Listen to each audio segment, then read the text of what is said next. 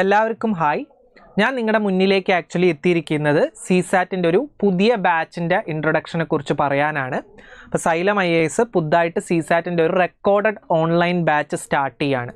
അപ്പോൾ എന്താണ് ഇതിൻ്റെ പ്രത്യേകതകൾ, എന്തൊക്കെയാണ് ഇത് നമ്മുടെ കറൻ്റ്ലി ഓൺഗോയിങ് ആയിട്ടുള്ള ഓഫ്ലൈൻ ഹൈബ്രിഡ് ബാച്ച് എന്നുള്ള ഡിഫറൻസസ് എന്തൊക്കെയാണ് എന്നൊക്കെയുള്ള കാര്യങ്ങൾ നമുക്ക് ജസ്റ്റ് ഒന്ന് നോക്കാം. അപ്പോൾ ഇതിൽ നിങ്ങൾ നോക്കിക്കഴിഞ്ഞാൽ ഈ പേരിൽ പറയുന്ന പോലെ തന്നെ ഇതൊരു കംപ്ലീറ്റ്ലി റെക്കോർഡഡ് ആയിട്ടുള്ള ബാച്ചാണ്. അതായത് നിങ്ങൾക്ക് സൈലം IASൻ്റെ ആപ്പിലൂടെ റെക്കോർഡിങ്സ് ആയിട്ടായിരിക്കും നമ്മുടെ ക്ലാസ്സസ് ഉണ്ടാവുക. ഓക്കെ, അപ്പോൾ അത് ഓൺലൈൻ മാത്രമാണ്, അതായത് ഓഫ്ലൈൻ ആയിട്ടുള്ളൊന്നുമില്ല. ജസ്റ്റ് ആപ്പിൽ കയറുന്നു, അതിൽ നിങ്ങൾക്ക് റെക്കോർഡിങ്സ് ആയിട്ട് അവൈലബിൾ ആയിരിക്കും ക്ലാസ്സസ്. അത് നിങ്ങൾക്ക് നിങ്ങളുടേതായിട്ടുള്ളൊരു ഷെഡ്യൂളിനനുസരിച്ച് കാണാവുന്നതാണ്. അപ്പോൾ ഇതിലേക്ക് വരുമ്പോൾ ഇതിൻ്റെ ഹൈലൈറ്റ്സ് ആയിട്ട് നമ്മൾ പറയുന്ന കുറച്ച് കാര്യങ്ങൾ എന്ന് പറഞ്ഞാൽ, ഒന്ന്, നിങ്ങൾക്ക് 70+ hours of recorded sessions okay അതിൽ ആപ്പിൽ അവൈലബിൾ ആയിരിക്കും. അത് നിങ്ങൾക്ക് കാണാവുന്നതാണ്. അതിൽ കോംപ്രഹെൻഷനും ക്വാണ്ടിറ്റേറ്റീവും റീസണിങ്ങും മൊഡ്യൂൾസും ഉണ്ടായിരിക്കുന്നതാണ്. പിന്നെ ഓൺലൈൻ മോഡാണ്. അഗെയിൻ ഞാൻ പറഞ്ഞു, കംപ്ലീറ്റ്ലി റെക്കോർഡഡ് ആയിട്ടുള്ള ക്ലാസ്സസ് ആണ് നിങ്ങൾക്ക് അവൈലബിൾ ആവുക. സൈലം ആപ്പിലൂടെയാണ് അവൈലബിൾ ആയിട്ടുള്ളത്.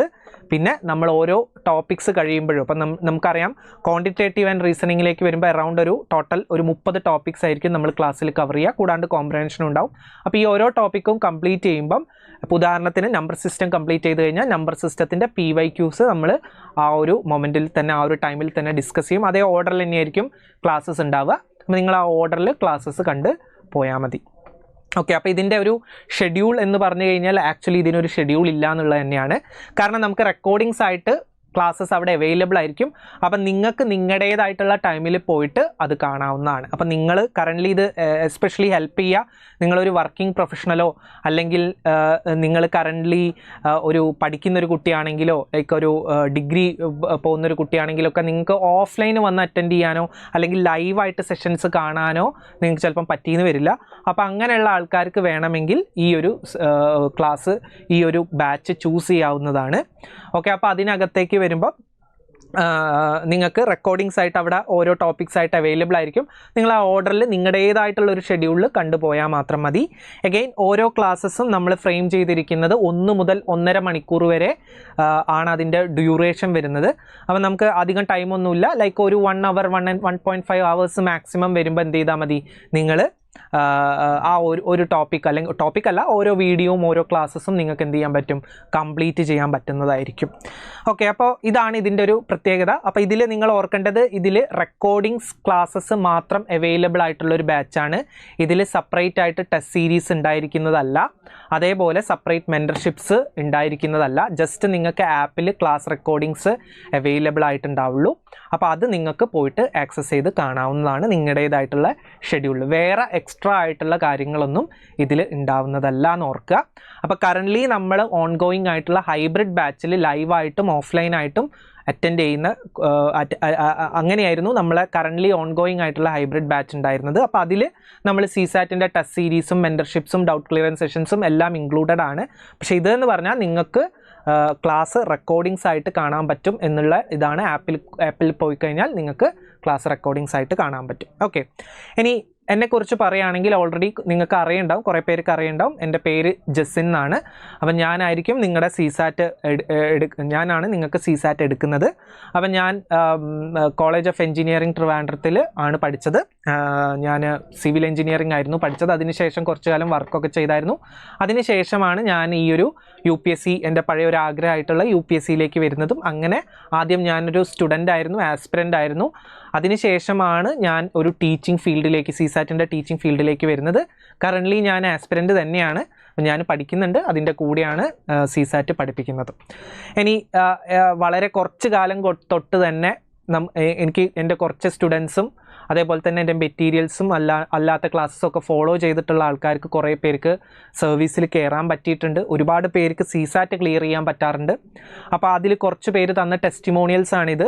നിങ്ങൾക്കറിയാം, ഇത്തവണത്തെ UPSC എക്സാമിൽ 47ാം റാങ്ക് കിട്ടിയ നന്ദന തന്നിരിക്കുന്ന ഒരു ടെസ്റ്റിമോണിയലാണ്. അപ്പോൾ നിങ്ങൾക്ക് വീഡിയോ പോസ്റ്റ് ചെയ്ത് വായിച്ച് നോക്കാം. പിന്നെ ആനി ജോർജ് കഴിഞ്ഞ വർഷം 2023 93rd റാങ്ക് ആയിരുന്നു ആനിക്ക്. പിന്നെ അലക്സ് 2 തവണ 2022ലും 24ലും റാങ്ക് ലിസ്റ്റിൽ വന്ന ആളാണ്. 2024 165 ആയിരുന്നു അലക്സിൻ്റെ റാങ്ക്. പിന്നെ നസ്രിൻ ഇത്തവണ 703 റാങ്ക് ആയിരുന്നു. നെസ്രിൻ എൻ്റെ ഒരു ക്ലാസ് റൂം സ്റ്റുഡൻ്റ് ആയിരുന്നു. വളരെ കൺസിസ്റ്റൻ്റ് ആയിട്ട് വന്നുകൊണ്ടിരുന്ന ഒരാളായിരുന്നു നെസ്രിൻ. അപ്പോൾ അത് നെസ്രിൻ്റെ മാർക്കിൽ റിഫ്ലക്റ്റഡ് ആണ്. ആൾക്ക് നന്നായിട്ട് ഇമ്പ്രൂവ് ചെയ്യാൻ പറ്റിയിട്ടുണ്ട് CSAT-ൽ. അതേപോലെ തന്നെ ഗംഗ ഈ തവണത്തെ എക്സാമിൽ 786 ആയിരുന്നു ഗംഗയുടെ റാങ്ക്. ഗംഗ ഒരുപാട് മുന്നുള്ള അറ്റംപ്റ്റ്സിലൊക്കെ ഗംഗയ്ക്ക് മെയിനായിട്ട് പ്രശ്നം വന്നിരുന്നത് CSAT ആണ്. CSAT കാരണമാണ് കിട്ടാതിരുന്നത്. അപ്പോൾ വൺസ് ആൾ CSAT ക്ലിയർ ചെയ്തപ്പം കംപ്ലീറ്റ്ലി ക്ലിയർ ചെയ്തിട്ട് ആളുടെ ഫസ്റ്റ് ഇൻ്റർവ്യൂവിൽ തന്നെ ആൾക്ക് സർവീസിൽ എത്താൻ പറ്റി. അങ്ങനെ ഒരുപാട് പേരുണ്ടാവും. എനിക്കും അറിയാം, ഞാൻ ഒരുപാട് പേരെ കാണാറുണ്ട്. വൺസ് അവർ പ്രിലിംസ് അല്ലെങ്കിൽ CSAT ക്ലിയർ ചെയ്ത് കഴിഞ്ഞാൽ കംപ്ലീറ്റ് ആയിട്ട് എല്ലാം ക്ലിയർ ചെയ്ത് സർവീസിൽ ഇരിക്കാൻ അല്ലെങ്കിൽ സർവീസ് കിട്ടേണ്ട ഒരുപാട് പേര് എനിക്കറിയാം. അപ്പോൾ നിങ്ങളൊക്കെ CSAT-നെ അത്രയും ഈസി ആയിട്ട് എടുക്കരുത്. CSAT നന്നായിട്ട് തന്നെ പ്രിപ്പയർ ചെയ്യുക, നിങ്ങൾക്ക് ക്ലിയർ ചെയ്യാൻ നോക്കുക. ഓക്കെ. അതേപോലെ സാഗർ ഇത്തവണ 1003 ആയിരുന്നു റാങ്ക്. സാഗറും ഇതേപോലെ തന്നെ എനിക്ക് ഒരുപാട് ഹെൽപ്പ് ചെയ്യാൻ പറ്റിയിട്ടുണ്ട്. ഞാൻ മെൻറ്ററിങ് ഒക്കെ ചെയ്തു കൊടുത്തായിരുന്നു സാഗറിന്. അത് കഴിഞ്ഞിട്ട് ഈ ഒരു ബാച്ചിലേക്ക്, അപ്പോൾ ഞാൻ ഓൾറെഡി പറഞ്ഞതുപോലെ ഈ ഒരു ബാച്ച് നിങ്ങൾക്ക് കംപ്ലീറ്റ് റെക്കോർഡഡ് വീഡിയോ സൈലം ആപ്പിലായിരിക്കും അവൈലബിൾ ആവുക. അപ്പോൾ നിങ്ങൾ എന്ത് ചെയ്താൽ മതി എന്ന് പറഞ്ഞാൽ സൈലത്തിൻ്റെ ആപ്പ് ഡൗൺലോഡ് ചെയ്യുക. അതിനുശേഷം നിങ്ങൾ UPSC എന്ന് പറഞ്ഞിട്ട് സെലക്ട് ചെയ്യുക. അതിനുശേഷം ഡയറക്റ്റ് പോയിട്ട് നിങ്ങൾക്ക് ആ CSAT-ൻ്റെ ബാച്ച് പർച്ചേസ് ചെയ്യാവുന്നതാണ്. അപ്പോൾ അത് വൺസ് പർച്ചേസ് ചെയ്താൽ നിങ്ങളുടെ റെക്കോർഡിംഗ് വീഡിയോസൊക്കെ ആ ഒരു ആപ്പിൽ അല്ലെങ്കിൽ നിങ്ങൾ പർച്ചേസ് ചെയ്ത ബാച്ചിലായിട്ട് വരുന്നതായിരിക്കും. നിങ്ങൾക്കത് നിങ്ങളുടേതായിട്ടുള്ള സൗകര്യത്തിന് കാണാവുന്നതാണ്.